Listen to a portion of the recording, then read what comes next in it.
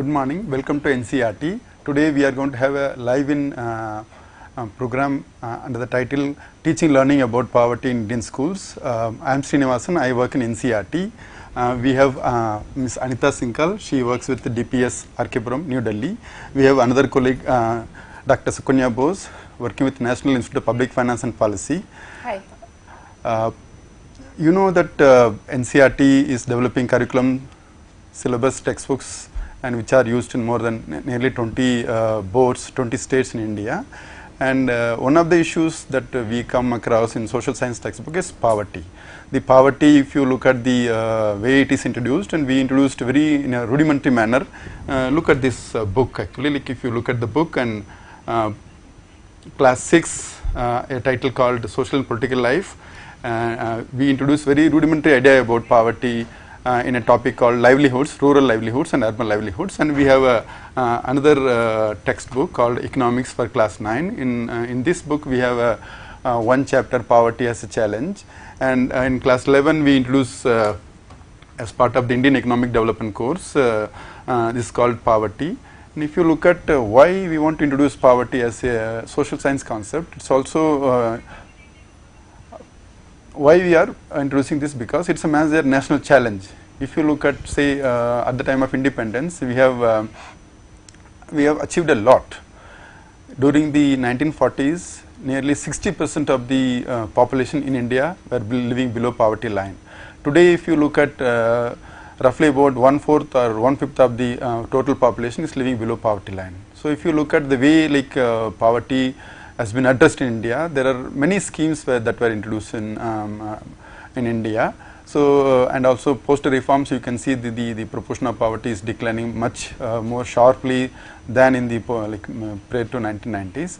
So we thought that children have to acquire understanding about how the topic of poverty as a social science concept is introduced in schools, and it also is one of the national challenge. So in order to understand this as a national challenge, we have introduced the poverty as a concept in social science textbooks. I just want to ask Anita ji, and when you teach poverty in school classrooms, how do you teach, and what are the issues and challenges that you are facing? What happens actually is, as a subject of economics, we start a topic called poverty in class 9th, starting from Palampur. Now, when we enter the class, we don't enter with a perception that we are going to teach poverty as a chapter. We teach it as a lifeline, as the experience, how they go about it. And then we start with an example, not a topic, but an example. We ask them, at red light, you saw underfed, underdressed children begging. What was your first reaction? Class 9th is very over enthusiastic with the topic, and they start discussing, ma'am, we try to give them something to eat. We do this thing. I give them, some children say we give them 10 rupees or some amount like that. Then slowly and steadily I develop that, is this giving the end of everything? What do you think after looking at them? Are you privileged? They all say yes, we are privileged. How? Write down few points that how you are privileged with that scene which you had just seen just now while coming to the school. They are again with all enthusiasm and all their pens and writing skills, they keep on putting down the points. And we start discussing these points in the class with the children. Each and every child participates. And this poverty, the topic now, they start realizing, they start empathizing, and we have to, obviously, not telling them again, we have to sensitize them that poverty is one of the biggest challenge. It may not be hindering your growth. It may not be coming in your way, but it is a national challenge and you have to accept it, and what is your contribution towards it. And this is how the chapter develops in class 9th. Okay. Yeah, thank you, Anita ji. See, whenever we introduce this topic in classrooms, we have to start with an engagement. We have to give an example. That's what you are suggesting, particularly when we teach for class 9 and 10 children. Dr. Sukanya, you were discussing, like you are also contributed to the social science textbooks in class 9th and 10th, and you also conducted classroom research, how children understand about poverty, how teachers are teaching poverty. What do you think should be the perspective? What is the perspective generally prevails among the children when they start learning about this topic? Okay. My observations are based on some work that I did in class over a long period of time, about a year or so. Now, there's one worldview with which most of the children come into class, and this is most when I am referring to the urban children. They come with the conception of poor as unaware, poor as uneducated, poor as dirty, parents who do not want their children to be educated. So that is the prevailing conception about poverty, which comes through when you talk across various discussions. Now, what is important as a teacher, you have to make this distinction between these culturally shaped preconceptions about poverty and the disciplinary understanding of poverty.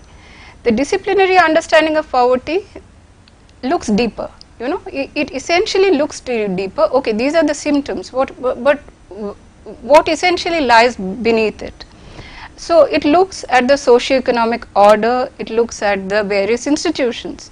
So it could look at the social institutions such as the caste, which we know lies to a large extent behind phenomenon of this kind. It looks at economic institutions, say for instance how the banks operate and how the banks would lend much more to the people who already have rather than the people who do not have, the credit worthy and the non-credit worthy. Similarly, how for instance, the MSP mechanism, minimum support price mechanism, which is again an economic institution and a powerful economic institution, but again which favors in the interest of certain classes. So when you are looking at the disciplinary view of poverty, you are looking at these factors and not just the. So for a teacher, it is a big challenge. I admit it, and I really credit the teacher who is able to bridge that understanding from that preconception to the disciplinary understanding of poverty. Just one more thing on the disciplinary understanding of poverty. This is not to say that within the discipline everybody agrees to these things. Different economists, as you will say, will will emphasize different factors which can alleviate poverty. For instance, some people might say, let's have more factories, let's have more economic growth. Some may say, let's have more public services. So within that there is a contestation, there is a difference, there are differences. But for a teacher, it is very important that you open up for the student this other world view. Okay, thank you, Anita ji. But like what she's saying is quite interesting. If you look at the way economics is introduced in the classrooms, it is not necessarily the mere numbers of how to estimate poverty, poverty line, and so on. You also have to go beyond the estimates and numbers. We also have to, for example, we should understand the perspective and children's prevailing perception or the general perception in the society, and we also have to look at the public policy, what kind of public policy that is being followed, and whether it is all policies are, that is important. So how do you take up these issues? What kind of teaching support materials, what kind of materials that you use when you teach this topic in the classroom? So after the discussion of Palampur, when the children come to class 11th, now their perspective towards poverty changes in 1.5 years or 2 years, because now they are correlating poverty with all the different types of crimes, social crime, then chain snatching and all that. So we have to bring them to the concept that though it is a subject of economics, but it needs a value education behind it. You have to, these children have to be educated in that manner. Okay, what is now?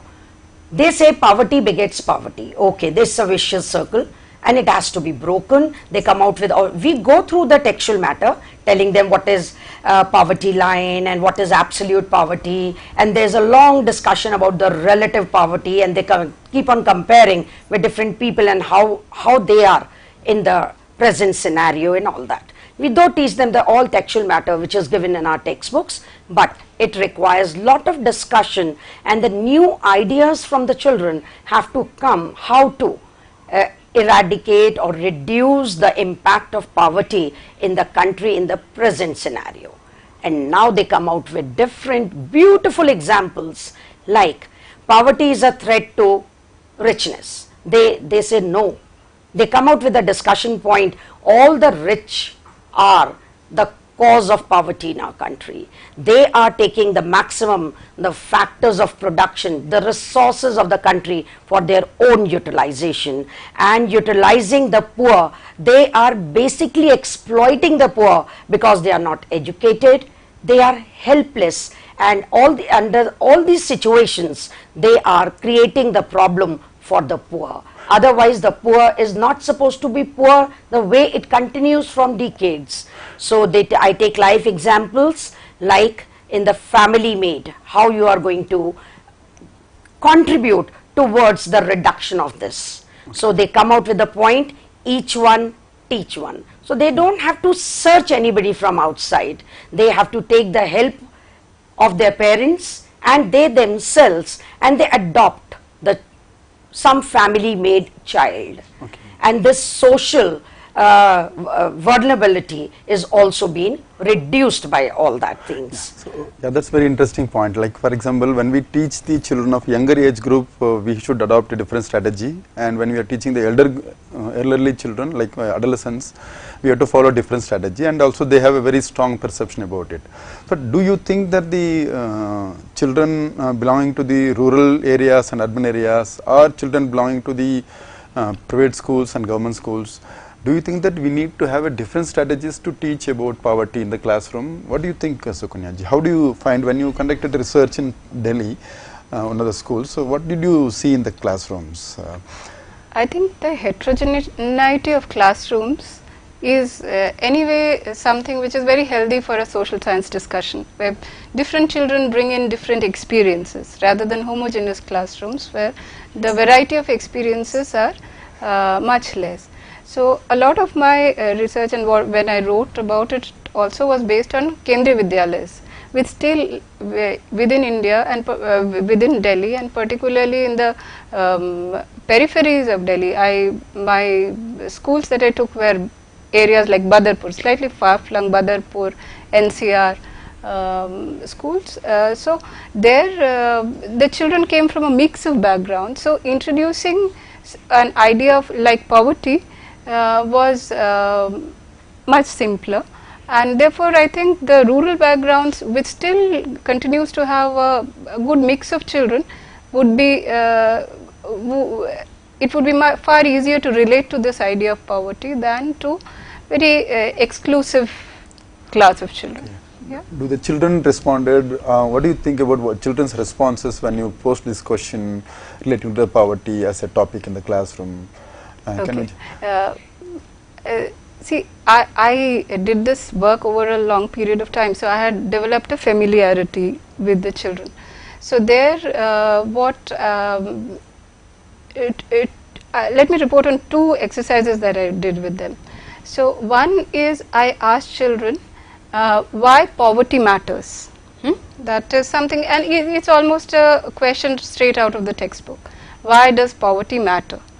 So there I was a little disappointed to see that the whole lot of children, or let me say the majority or 90% of the children says that the poverty must be reduced because it is something which obstructs national development.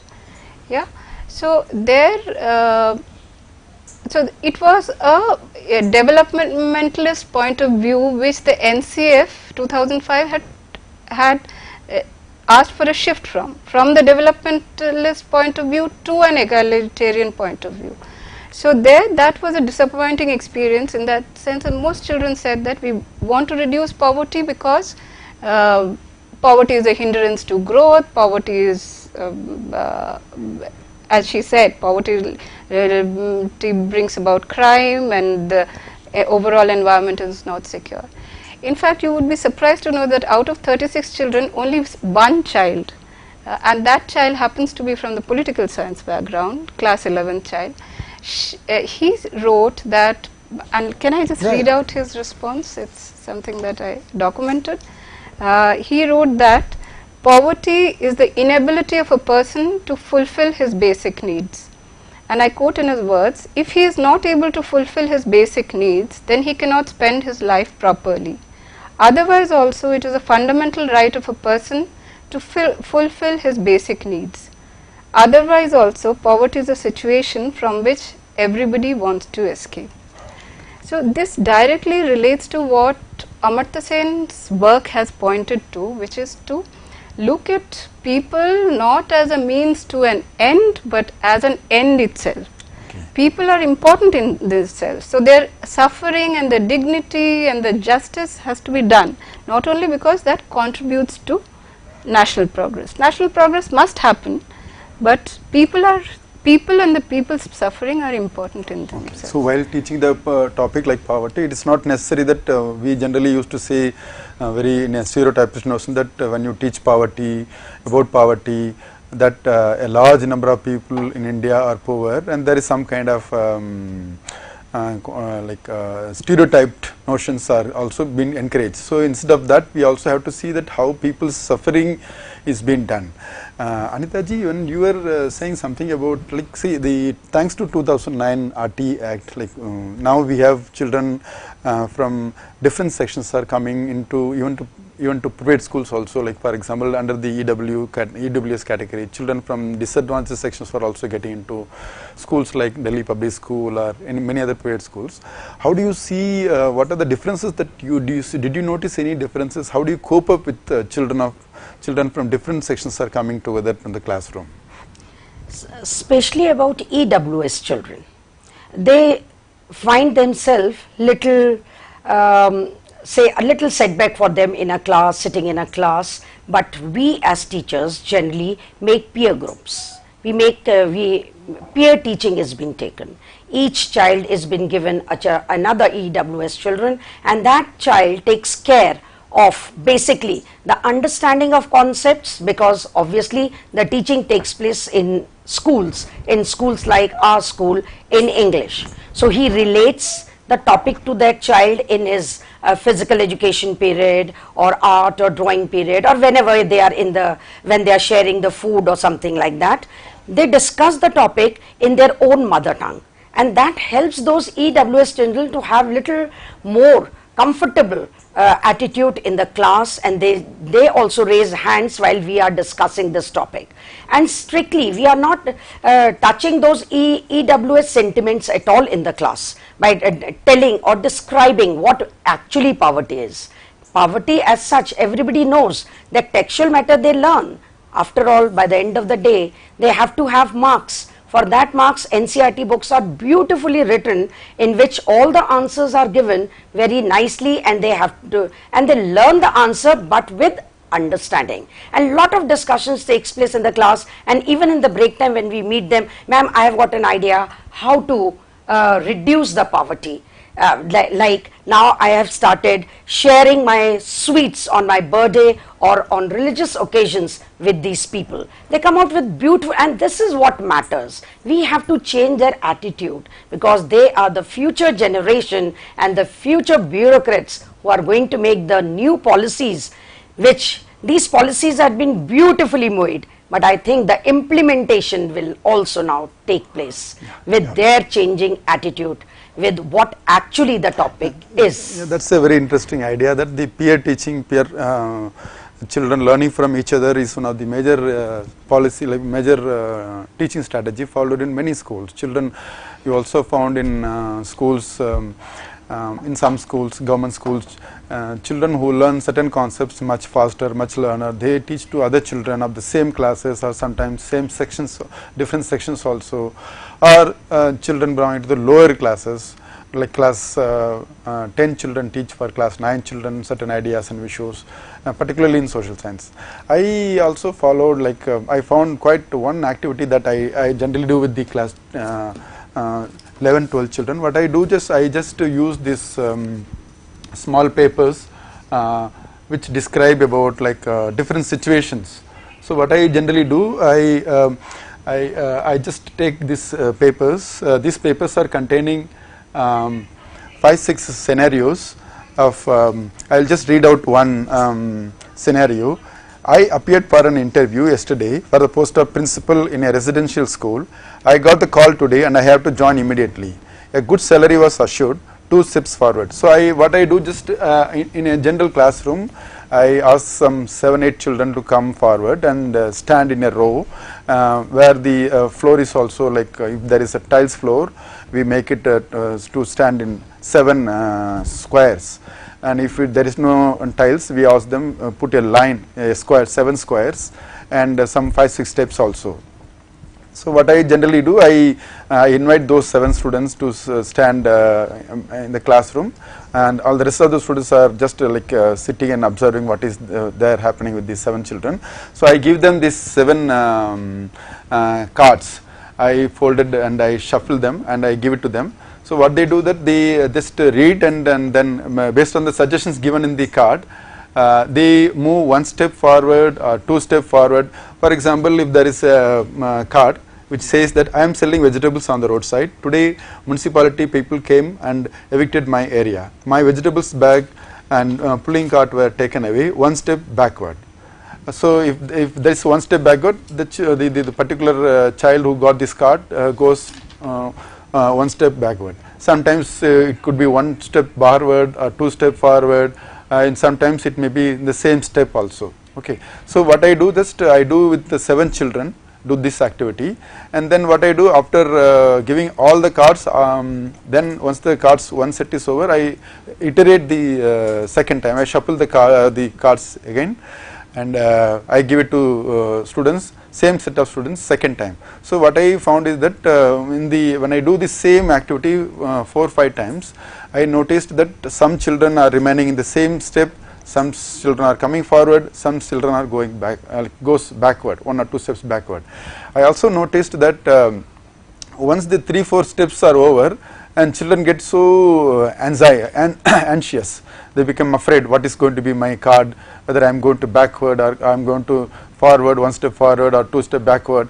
And the children who are sitting in the classroom also, they become very anxious. What is going to happen to that particular child who has gone 2 steps forward? So this reiteration, I do it for 5-6 times. In the end, what I found that the children who are remaining stuck in the same step where they started, and they feel really feel very sorry why it is happening to me. There are some children 2 steps forward or even 4-5 steps forward they come, and they feel happy, they laugh, and sometimes it happens that when they also go backward. So when I do this iteration 3-4-5 times, and there is some sense of I don't teach any number anything, and this is activity that I do it, and at a particular point of time I also ask the students, how do you feel about it? How do you feel that even after 4-5 rounds you are stuck up in the same square where you started? Then I tell them, this is what intergenerational poverty means. There are some families in India or in other parts of the world also that for generations together are living below poverty line. They are not able to get their basic needs. So there are some people who are lucky enough, who got a good job, they are also move forward. But if you look at 5-6, like if you look at over the period of say 10 years, 20 years, 40 years, 50 years, you found that some families are able to move forward, some families are able to move, stay back, or some also are going backward. It's also possible. For example, today agriculture labor, like if you look at agriculture sector, and the number of cultivators has come down very drastically. And in case of number of the proportion of agriculture has increased. 2011 census says that the proportion of agriculture labor has increased quite tremendously, whereas the number of cultivators has come down. And this is one symptom of how in rural area people are selling off their lands to become agricultural laborers, or people are selling off the land to look forward to jobs outside the rural area.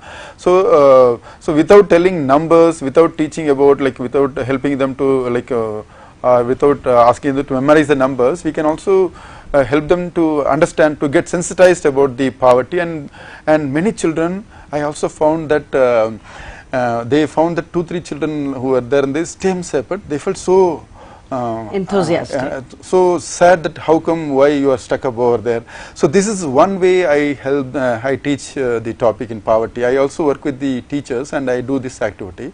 I found that this is one of the interesting role play one can enact while teaching the topic poverty. And I just wanted to know, like, one issue, that how we can take this topic of poverty in forward. Like, how do you both of you think that this topic can be, if you are revising syllabus, curriculum framework in the coming future, how do you think that this should be taken forward? What is your view on the textbook, Sukanya? As far as poverty is concerned, I think by what you said, where the numbers have to be there. The numbers are quite decisive in some sense, but we must also recognize the multidimensionality of it, the multidimensional aspect of poverty. Like, even if I have income, but I don't have, say, take for instance my case, I, as a woman living in Delhi, the security is of utmost importance. So something of safe public transport, for instance, is something that I would value a lot, maybe as equally as a higher income. So the multidimensional deprivations, and therefore the multidimensionality of poverty, is something that we have to take into account when we teach about poverty. And just the focus on the poverty line is not enough. And the other thing, like both of you have narrated and I have also found, is that let's also share that poverty, the experiences of poverty, let's empathize with them, and that can only happen through field work, through surveys of various kind, of very creatively designed exercises, even within the classroom, as you mentioned. So that is something, these aspects. So we have to take it about multidisciplinary. Poverty doesn't mean that only as an income concept. If there is a good improvement over the public transport facilities in cities like Delhi or in rural areas, that is also one way to look at the multidimensional aspect of poverty. Anita ji, like, what do you think about, how do you see the poverty? What are the challenges? Are there any challenges that you face when teaching the topic poverty? Yes, sir. Challenges, first of all, the children get very demotivated when what to do, 70 years of this challenge, this is one of the biggest challenge, how we are going to overcome, and they are so enthusiastic how to know about how it can be reduced. So I generally tell them it is a billion strong nation with the human capital as one of the biggest asset. So we want to invest in it through education and skill development, and they really find it really good that yes, we can come out, and now we are going to find out some means and measures and proper implementation so that we can come out of this one of the biggest challenge which our country is facing. Yeah, so that's one issue, like, I found it quite interesting. And we are also having one major issue that in class 12, like economics, Indian economic development is going to be introduced in class 12. And we thank you very much for coming and taking your time and coming to the studio. Thank you, Dr. Sukanya, Dr. Sanita. Thank you, Anita ji. Thank you.